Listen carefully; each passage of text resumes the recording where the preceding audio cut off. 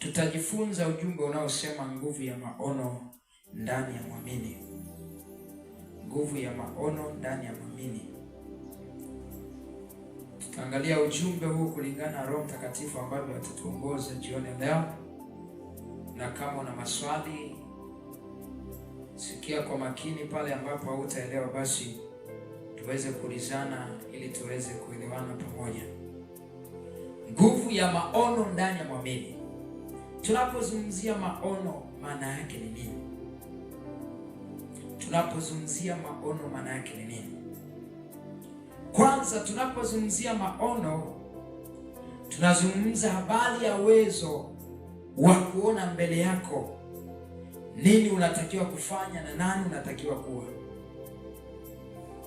Tunaposema maono au nina maono au fulani ana maono au kanisa hili lina maono, maana yake tunazungumza lina uwezo ama mtu ana uwezo wa kuona mbele yake kuna nini kinaenda kutokea, au yeye mwenyewe binafsi, ama kama ni kampuni binafsi, kwamba litakuwa kwa namna gani. Bwana Yesu asifiwe sana. Tunasema maono. Kwa nini tunajifunza habari ya nguvu ya maono ndani ya mwamini? Mwana wa Mungu au mtu ambaye ameokoka asipoelewa na kutambua ya kwamba wapi nakoelekea na ninatakiwa kuwa nani, huyu mtu maisha yake atakuwa ni maisha ya kupapasa. Atakuwa anaenda ili nadi anaenda, kwa sababu haelewi ya kwamba mbele yake anatakiwa awe nani, na haelewi ni nini anatakiwa afanye, kwa sababu hana maono. Na mara nyingi watu wasio na maono ni watu ambao wanafanya maono ya wengine, ni watu ambao wanatumikia maono ya wengine. Je, swali la kujiuliza mimi na wewe, ni kweli kuna mtu anaweza akakosa maono? Ina maana Mungu alimuumba mwanadamu pasipo kujua ya kwamba anatakiwa awe nani? Jibu ni hapana. Bwana Yesu asifiwe sana. Ni uongo ya kwamba eti itokee kuna mtu hana maono, kitu ambacho hakiwezekani. Mungu alimuumba mwanadamu kwa lengo maalum. Alikuumba wewe mwana wa Mungu, alikuumba wewe fulani kwa sababu ya jambo fulani. Maana yake hilo jambo fulani au sababu ya kuumbwa kwako, hayo ndio maono yako. Sababu ya kuwepo katika ulimwengu, hayo ndio maono yako. Sasa ni kitu tu ambacho kusema watu hatutambui na tuelewe. Tutajifunza habari hizi siku ya leo.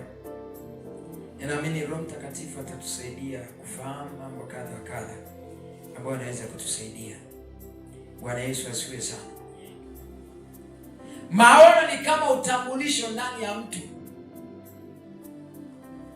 Maono yanamtambulisha mtu namna gani yuko na wapi anapotakiwa kufika, au ni wapi anapoelekea, au mtazamo wake ni upi. Bwana Yesu asifiwe sana. Maono yanaweza yakakutambulisha vizuri au vibaya. Unaweza ukajiuliza kwa nini? Kwa sababu gani? Shetani naye ana maono yake, lakini vile vile Mungu kipindi anakuumba alikuwa na maono yake. Haleluya. Sasa maono ambayo utayafanyia kazi ni kulingana na namna ambavyo umeamua kuwa. Msingi wa somo letu unatoka katika kitabu cha Habakuki sura ya 2 mstari wa 2. Anzia mstari wa 1. Anasema, mimi nitasimama katika zamu yangu, nitajiweka juu ya mnara, nitaangalia ili nione atakaloniambia na jinsi nitakavyojibu katika habari ya kulalamika kwangu. Bwana akanijibu akasema, iandike njozi ukaifanye iwe wazi sana katika vibao. Iandike njozi ukaifanye iwe wazi sana katika vibao, ili aisomaye apate kuisoma kama maji. Maana njozi hii bado ni kwa wakati ulioamriwa, inafanya haraka ili kufikiria mwisho wake, wala haitasema uongo. Japokawia, ingojee, kwa kuwa haina budi kuja, haitakawia. Bwana Yesu asifiwe sana. Huyu ni nabii mdogo Habakuki, akaambiwa ya kwamba iandike njozi. Akapewa njozi, maana yake maono. Akapewa ndoto ya kwamba hii ndoto andika, yani andika maono ambayo unayaona haya kwa ndoto, halafu ukayafanye kuwa wazi. Bwana Yesu asifiwe sana. Ukayafanye kuwa wazi, halafu kila mmoja aweze kuyasoma kama maji, kila mmoja anatafuta. Bwana Yesu asifiwe sana. Anapozungumzia ili kila mmoja aweze kuyasoma kama maji, maana yake nini? Maana yake hiyo njozi, hayo maono utakapoyaweka wazi, kila mmoja awe na kiu ya kuyapata au ya kuyafahamu. Kama vile maji ambavyo mtu ana kiu na maji, kila mmoja anatafuta maji. Hakuna mtu ambaye hana haja na maji. Bwana Yesu asifiwe sana. Hapo kati imekuwa shida sana ya maji. Watu wamekuwa wakipambana kwa gharama yote ili wapate maji. Sasa anasema ya kwamba ifanye iwe wazi hiyo njozi, ili watu waisome kama maji. Maana yake hiyo njozi utakapoisema mbele ya watu, watakuwa na kiu ya kujua, watakuwa na kiu ya kutamani kuelewa. Bwana Yesu asifiwe sana. Haleluya, watu wa Mungu. Maana yake ni nini? Unapokuwa na maono, mwana wa Mungu, unapokuwa na maono, kila mmoja atakutazama kwa namna tofauti. Na maono sio mradi, ni maono, ni maono yanayotoka kwa Mungu mwenyewe, ambao kipindi anakuumba alisema, mwanangu, ninakuumba kwa sababu hii, ninakuumba kwa ajili ya kitu hiki, ninakufanya kwa ajili ya jambo hili. Maana yake ni nini? Utakaposimama na kuyashikilia yale maono ambayo Mungu alikuumba kwa ajili hayo, uwe na uhakika kila mtu atakayekutazama atakutazama kwa namna tofauti, au kwa lugha nyingine, thamani yako mwana wa Mungu, au thamani yako wewe mtu uliyeokoka, wataiona kulingana na maono yako wewe yaliyo sahihi. Bwana Yesu asifiwe sana. Thamani yako wataiona au utaonekana ni wa thamani kulingana na maono uliyobeba kwenye eneo husika ulilopo. Bwana Yesu asifiwe sana. Inaweza nikatolea mfano rahisi. Mtu anaweza akaajiriwa mahali fulani, anaajiriwa mahali fulani kwa kazi au kwa maono ya bosi wake, lakini na yeye ndani yake anaweza akapata maono juu ya eneo au juu ya eneo aliloajiriwa. Uwe na uhakika huyu mtu atakuwa na thamani endapo yale maono yake atakuwa ni maono sahihi na yenye kuleta faida katika eneo hilo aliloajiriwa. Maana yake atathaminika kupita kawaida. Bwana Yesu asifiwe sana. Kuna wengine watafukuzwa kazi, lakini sio yeye, kwa sababu anaonekana na thamani, na ile thamani ni kwa sababu ya maono aliyobeba juu ya kazi aliyoajiriwa. Bwana Yesu asifiwe sana. Maana yake nini? Maono ndio yanakufanya wewe uonyeshe thamani.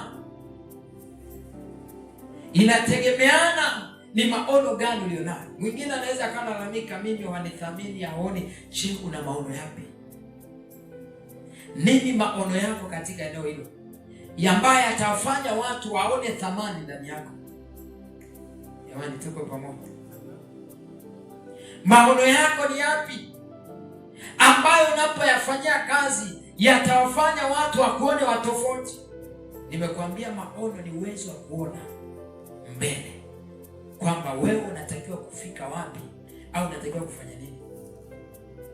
Sasa wewe kama wewe uwezo wako wa kuona mbele, unaona kushindwa, unaona changamoto, unaona shida, unaona mitihani, unaona kufeli, unategemea hiyo thamani itatoka wapi?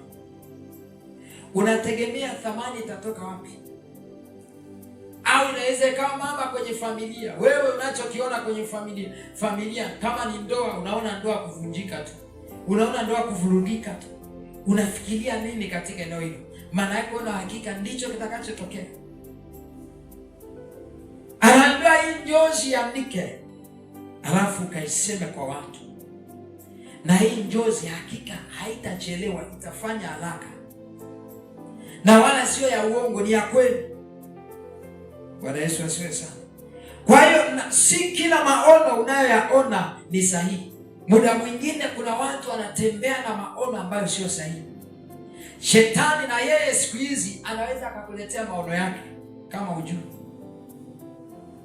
Kuna watu leo hii nimesema ya kwamba kama hautasimama kwenye maono ambayo Mungu amekuumbia toka uzaliwe, uwe na uhakika utakuwa ni mtu wa kufanya maono ya wengine.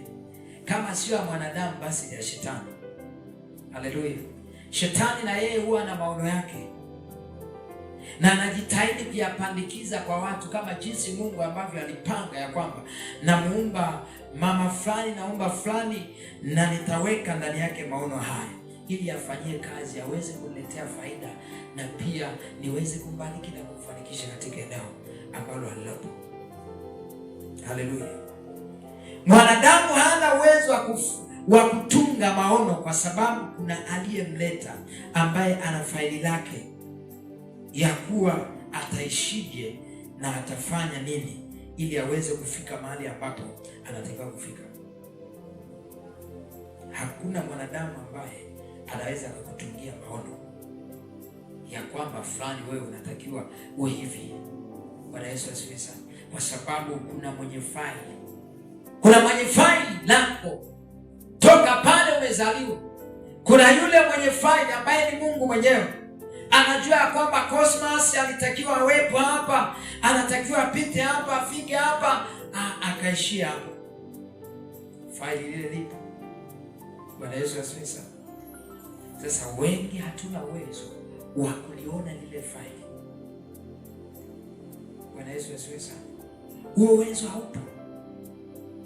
Kwa hiyo hakuna mtu ambaye anaweza kusema nina maono mazuri kuhusu wewe kwamba unatakiwa upite hapa. Labda awe ameonyeshwa na Mungu, labda awe amejulishwa na Mungu, lakini mwanadamu kama mwanadamu hawezi. Ndio maana hata mzazi, angalia leo hii, unaweza ukaona hata watoto leo hii wanateseka. Unakuta mzazi anamuamulia mtoto cha kufanya. Sasa jiulize, ni kweli watoto tunatakiwa tuamuliwe na wazazi au tuwatii wazazi wetu? Sasa can you imagine, fikiria huyu mtoto ambaye mzazi wake hajaokoka. Bwana Yesu asifiwe sana. Hamjui Mungu. Jiulize, hayo maono anayompa huyu mtoto, je, ni maono aliyo sahihi? Na sio tu mzazi ambaye ameokoka, hata leo hii wateule waliookoka hawana uwezo wa kuona nini mtoto anatakiwa awe. Kwa sababu gani? Hawako sawa na Mungu ambaye mwenye maono sahihi juu ya mtoto huyu aliyempa.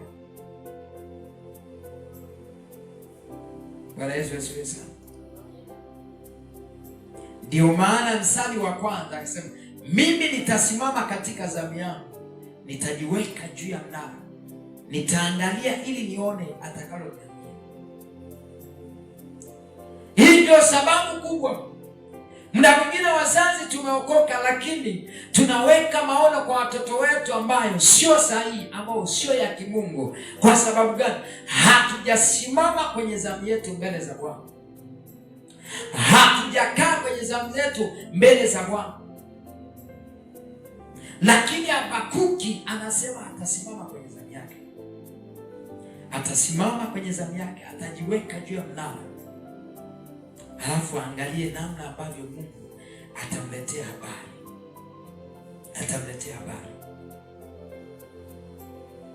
Bwana Yesu asifiwe sana.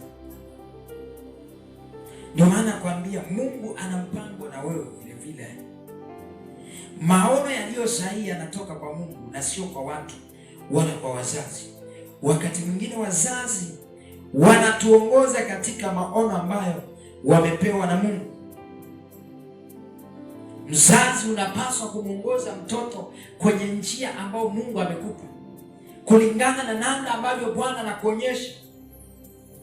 Sasa swali, hao ambao wazazi wao hawajaokoka, hawamjui Mungu, wala hawana uhusiano wao mzuri na Mungu, ni wanafanya nini? Ndio utakuta sasa mtoto anapandikizwa vitu ambavyo hakupaswa afanye. Unakuta mtoto ana struggle, anapambana kufanya kiaoni mafanikio, hatoboi, maisha yaendi. Kila anafanya alifanikiwa kwa sababu anatembea nje ya maono. Mtu ambaye anatembea ndani ya maono ni mtu ambaye anafanikiwa. Bwana Yesu asifiwe sana. Ni mtu ambaye kila anachokifanya lazima akilete matokeo. Lazima kilete matokeo.